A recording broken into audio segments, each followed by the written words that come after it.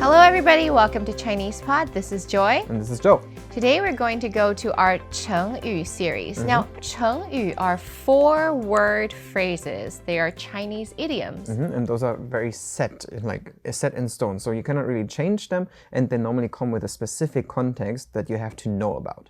And I find a lot of Chengyu have a very educational meaning or something, sources of wisdom, basically. So in today's Chengyu, we're going to talk about the characters shan, which means mountain, and hai, the sea, the ocean. Oh, these are my favorites. And shan and hai, you'll see them in a lot of Chinese paintings. They represent the world, the elements. Let's talk about them now. Nice.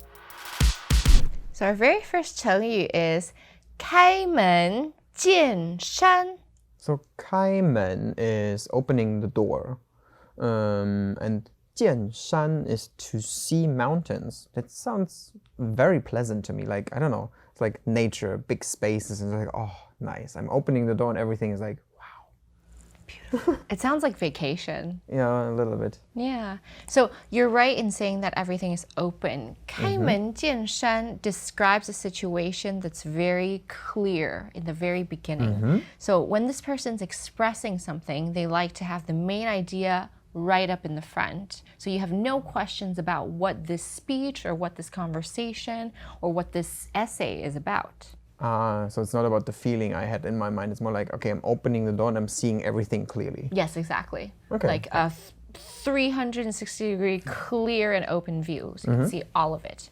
Okay, so an example of 开门见山 is if I said someone's way of speaking is such, then that means he's very direct. Okay, yeah, because he's opening the door and you see the mountain. Immediately. Or somebody's throwing the mountain at you. Yeah.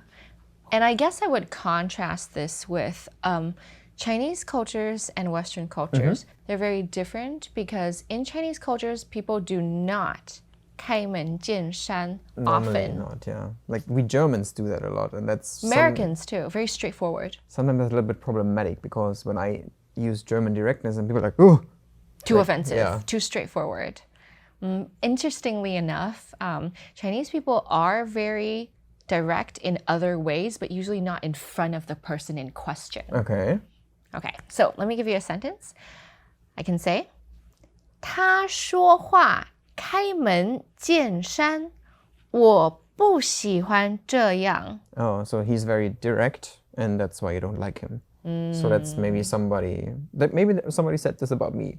I hope not. I actually do like it though. So I would say 我很喜欢. Okay, another sentence. 我就开门见山的说了，我喜欢你. So you're saying something very directly and then you like me. Yes. And you use the 开门见山 here together with the, right? Yes, exactly. So to indicate that you're describing the adjective of speaking. 说. Okay. So we can say somebody is 开门见山 or 我开门见山的说. 第二个成语是人山人海. So that would be people, mountain, people, sea. Yeah, so I actually have heard Chinese students write this in their papers. Okay. And you can guess what it means. They would say, this place is very people mountain, people sea. Okay, so if they translate, so they use it to describe a place. And now a place, people, mountain, people, sea. Like full of people maybe? Like people, mountains, people. People as big as the mountains, as much as the mountains, as much as the sea, something like this? Yeah, like a sea of people. Oh, yeah. Mountains of people. So people, mountain, people, sea, you can use this as an adjective. So you can say, 上海是个人山人海的城市. So Shanghai is a city that is people, mountain, people, sea, full of people. Yes. Or I can say, 我不想去人山人海的地方，我们待在家吧. Oh, so you don't like these places that are too crowded. I don't. So let's stay home. Yeah, it's a good plan. Yep. Okay, the very next 成语 is easy to guess. It goes 上山下海. So to go up the mountains and down the sea. Yes. So think about the effort that it would take for a person to go up the mountains and down the sea. It sounds very tiring. Yes. So this symbolizes intense effort or being willing to put in some time or hard work or go, to the depths of the ocean or the ends of the earth type of thing. Okay. I think it sounds romantic. Romantic. I thought of yeah. Okay, I will ask you a question. Okay. It's very romantic. Are you ready? Try me. 你愿意为了我上山下海吗? Okay. Whether I'm willing to go up the mountains and down the sea for you? Don't laugh, it's real. Okay. 你愿意吗? 我愿意。为了你，我可以上山下海。 It's hard to say that with a straight face. These are what all beautiful Chinese love stories are made of. For you, I will go up the mountain and down the sea. Oh. Okay, so of course this is not only for romantic situations. You can also describe a person who's very hard at work, but his job requires him to go everywhere. Again, to the ends of the earth, to the depths of the ocean. Are we speaking about actual places going everywhere or more like efforts he has to take? I would usually think of this as places, but it can also be both. Places and efforts. He has to go really out of his comfort zone to do a lot of things, to explore. Okay.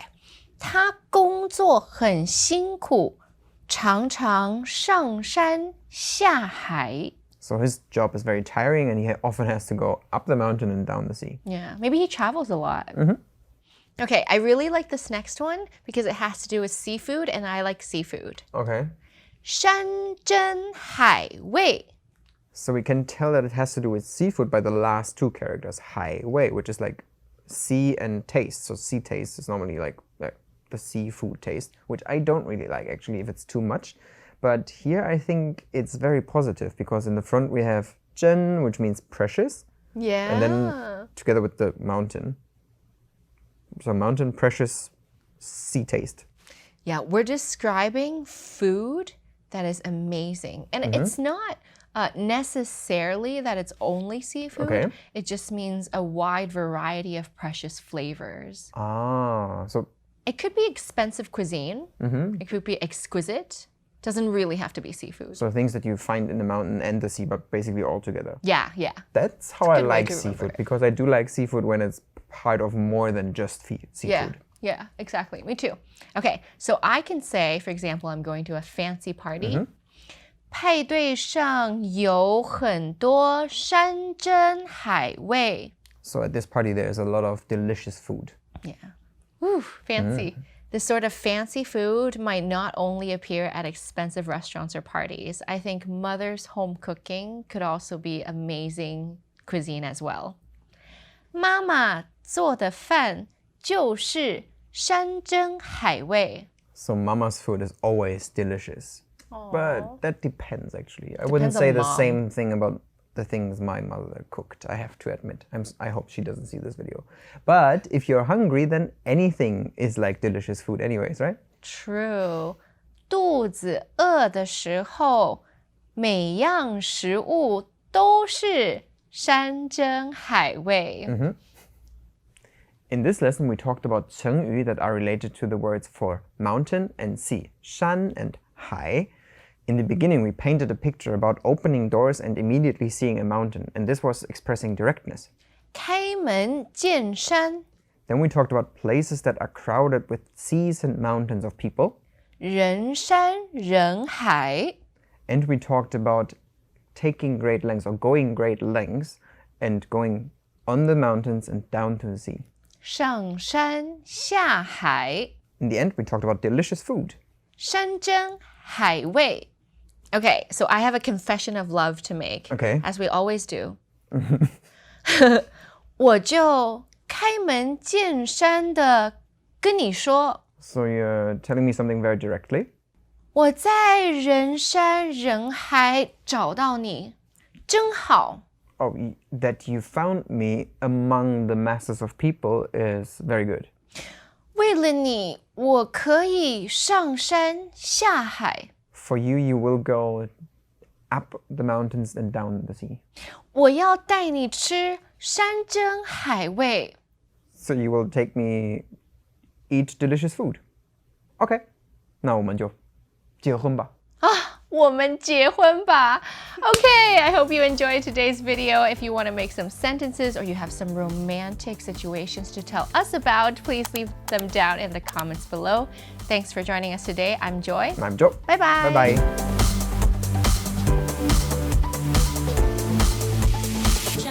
Chinese pot.